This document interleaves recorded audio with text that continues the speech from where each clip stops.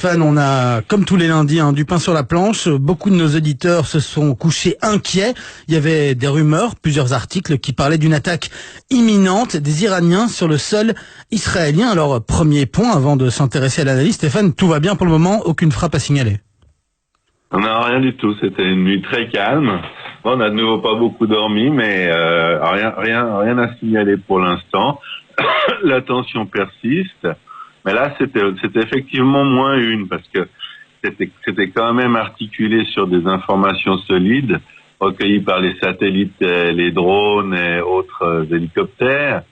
On a vu des mouvements de troupes et d'équipements chez les Pasdaran, les gardiens de la révolution khoméniste, de l'autre côté des frontières, c'est-à-dire en Syrie et au Liban, du genre de mouvement qui laisse peu de place au doute. C'est-à-dire quand vous allez commencer une guerre, vous allumez vos systèmes électroniques et vous placez vos armes, notamment vos canons et vos unités aussi, en situation de pré-assaut. Donc faut les bouger, faut sortir par exemple les camions et les blindés si vous en avez de leur endroit de stockage. Faut les déployer sur le terrain. Donc ça, ce sont des signes qui ne laissent pas au hasard, et vous ne faites pas cela si vous voulez pas commencer en conflit ou à tout le moins une grosse expédition militaire, parce que vous savez que l'ennemi sait aussi, et vous risquez de générer une attaque préventive avant même d'avoir pu lancer la vôtre. Donc c'est ce qui s'est passé cette nuit. L'armée était sur le qui-vive, les mairies ont été informées, et on parle maintenant du nord d'Israël principalement, parce que selon les informations qui étaient arrivées en Israël, notamment à l'armée, eh bien l'idée des Iraniens, c'était d'attaquer une base militaire aux missiles et à la roquette. Ils voulaient faire une opération limitée afin de pas déclencher une guerre généralisée. Donc c'était leur idée. Ça voulait peut-être pas dire qu'on était forcément d'accord.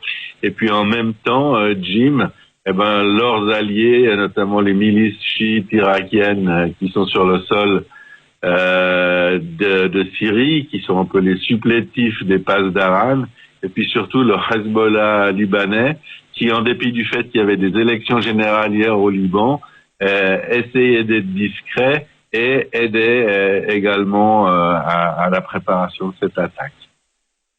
Stéphane, vous nous expliquiez il y a un instant que les Israéliens, s'ils voient du mouvement, pouvaient se lancer dans une attaque préventive.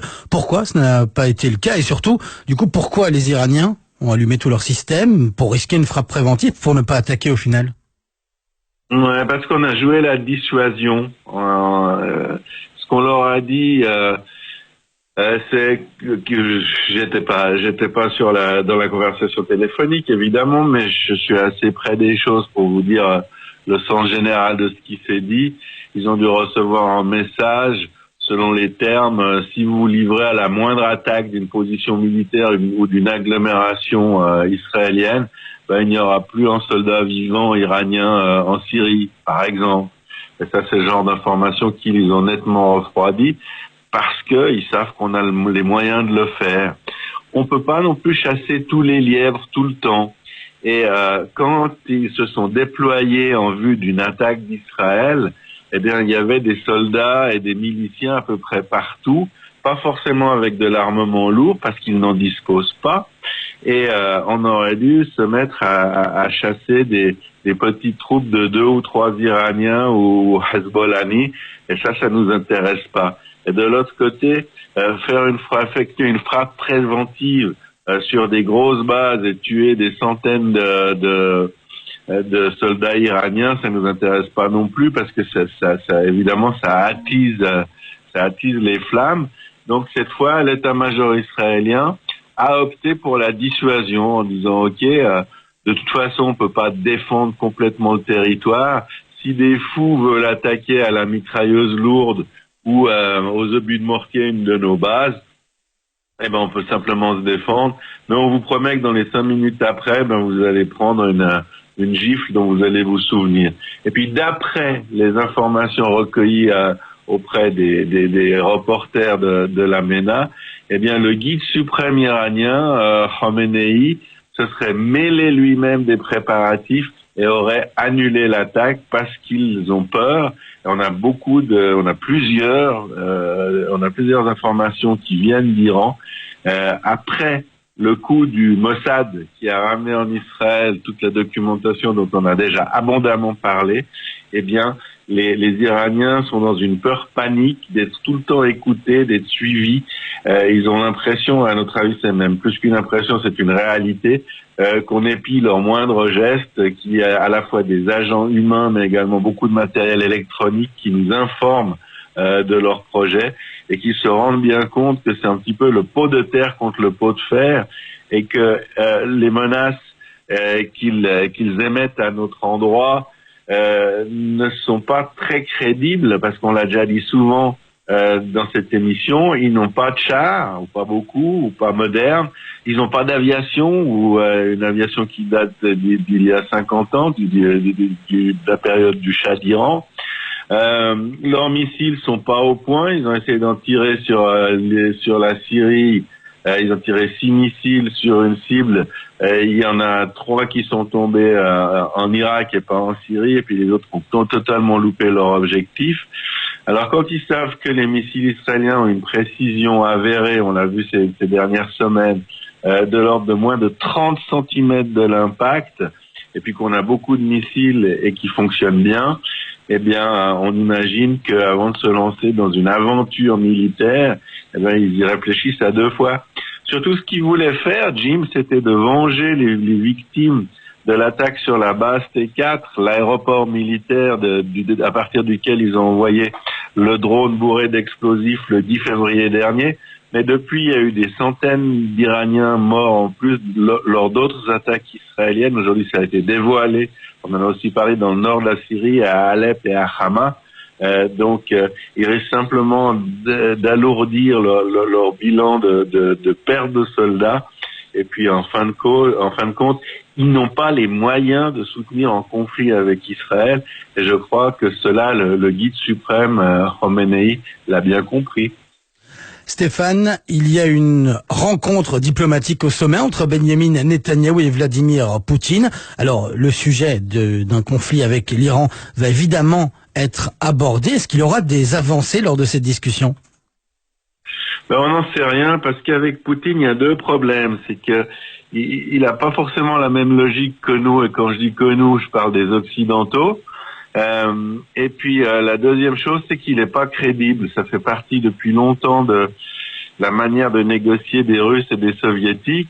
Vous pouvez vous lever de table en étant très content d'avoir abouti à un accord avec Poutine, avec ses conseillers, puis le temps que vous arriviez chez vous à la maison sur le vol du retour, puis vous voyez qu'il a fait exactement le contraire. Et puis la Russie est quand même une telle puissance que vous n'avez pas grand-chose à faire à part de faire des constatations et des observations, de vous rendre compte que ce qu'il vous a dit la veille, il le fait pas. Et ça, c'est un très gros problème. L'option stratégique israélienne à ce niveau, c'est de continuer en permanence à parler aux Russes. C'est-à-dire qu'on se dit, on va les voir, on se bouge. Il n'y a pas d'ego ici, et ça faut le relever. C'est-à-dire que c'est au moins la 5e ou 6e fois que Benyamin Netanyahou se rend en Russie pour rencontrer Poutine. Ce qu'il dit à Poutine, c'est écoutez, Vladimir, vous n'avez aucune raison de soutenir les Iraniens contre nous. Et puis au bout d'un moment, en Syrie, quand les Iraniens en auront assez de faire la guerre avec nous, c'est avec vous qu'ils la feront, parce que vous savez très bien qu'ils supportent pas votre présence. Donc vous avez rien à y gagner. Ce que Poutine va répondre, c'est que les Iraniens sont des grands acheteurs d'armement russes et que la Russie doit vendre également son armement, notamment les Iraniens ont acheté un système S-400 et c'est l'ingrédient économique fait partie du calcul global et il va également souligner Vladimir Poutine que c'est Bachar al-Assad qui a appelé les Iraniens à la rescousse et que c'était son droit et qu'il faut pas exagérer. Il va essayer de fixer des lignes rouges pour les Israéliens. Est-ce que les Israéliens vont rétorquer?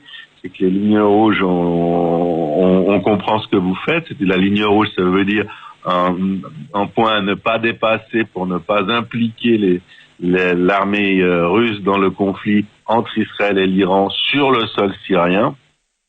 Et la réponse inévitable des Israéliens, c'est on comprend, on n'a pas envie d'avoir une confrontation avec vous, mais la sécurité d'Israël est plus importante que tout, notamment envers les Iraniens.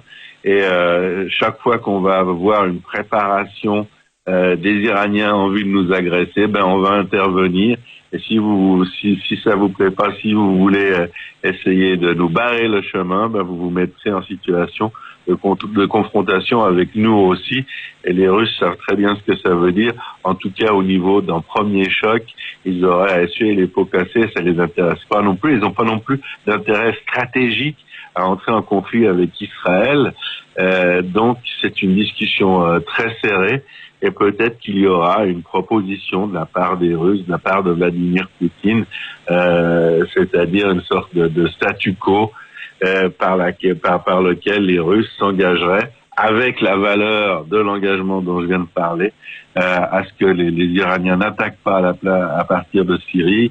Et les Israéliens demanderaient à ce niveau qu'il n'y ait pas de renfort acheminé et que les armes et les missiles détruits récemment par Tsahal ne soient pas remplacés. Voilà, assez dans le détail parce qu'on peut le faire cette fois, ce que vont se dire Vladimir Poutine et Benjamin Netanyahu.